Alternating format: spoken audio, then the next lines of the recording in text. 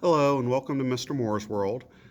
It's been quite a while since I've made a new video, but today we're going to have a story that goes back 245 years to Morristown, New Jersey in 1778, where an 18-year-old John Moore signed up for the American Revolution. He had been 16 years old when the war started, but he joined 2 years in when he turned 18. He fought the last 5 years of the American Revolution. He enlisted as a private in the 3rd New Jersey Lines during the American Revolution.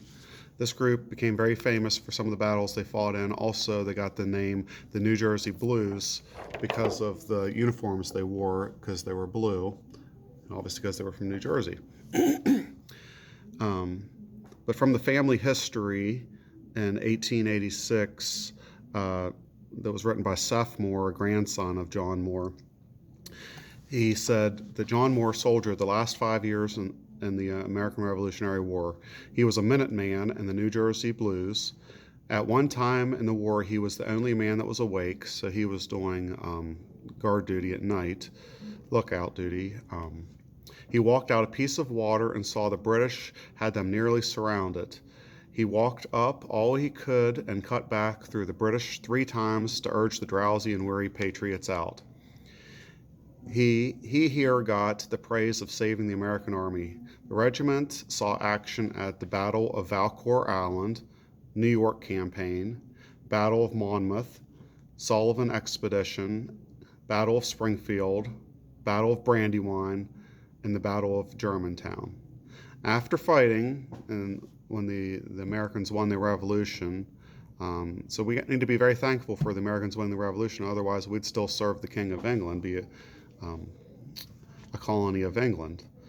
But after fighting, John left his home in New Jersey, selling his interest to his younger brother. He married Anne Dwyer Moore, who was also from New Jersey. And then after the war, he went to the western part of Pennsylvania to a place called Redstone and tomahawked around a tract of splendid land which had some good springs. He started to move on his claim, and moving, when he got as far as Fort Cumberland, Maryland, his horses were tired, and he drove up to his uncle Alexander Moore's on Georges Creek, Maryland, to rest for a few days. Here he was persuaded to settle on Moore's Run, a tract called Pretty Hole.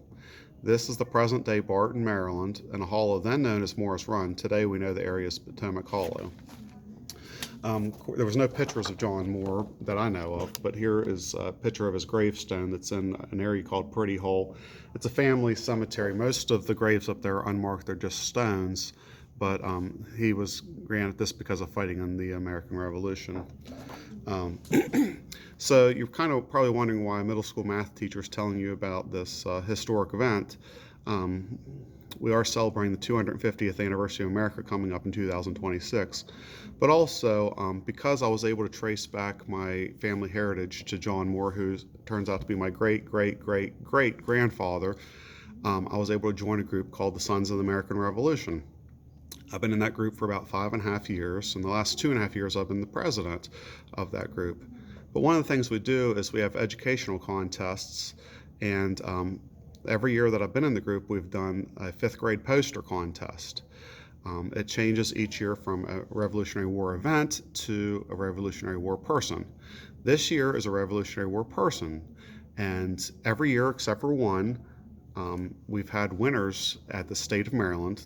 The organization I'm in is for Allegheny, Garrett County, but since West Virginia doesn't have a competition, we are allowed to do it with the students here. So every year we've won either 2nd or 3rd prize in the Maryland competition, except for one year we didn't get it.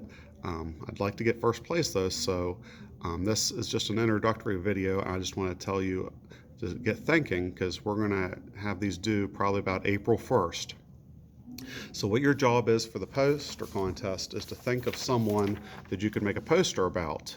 The regular sheets of poster boards you can get at the Dollar Tree, but I'll talk more in detail about the specifics of the poster contest. But right now you want to be thinking of someone that you might be interested in making a poster about.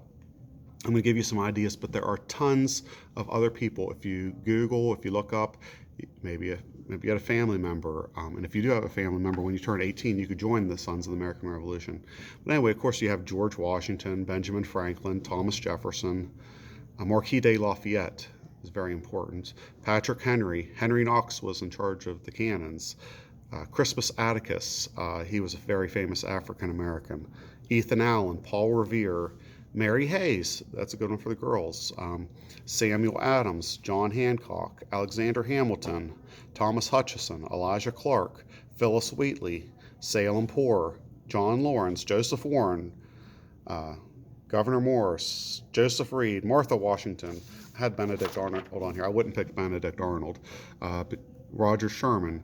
But just Benedict Arnold, the judges don't usually like to pick someone that ended up, he did good at the beginning, but then he traded, so you don't want someone that was for the British.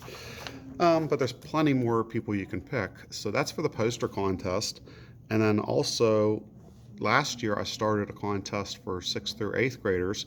It's a brochure, but I'll give you specific details about that. But the first thing you want to think of for the brochure contest is, what do you want to make your brochure on?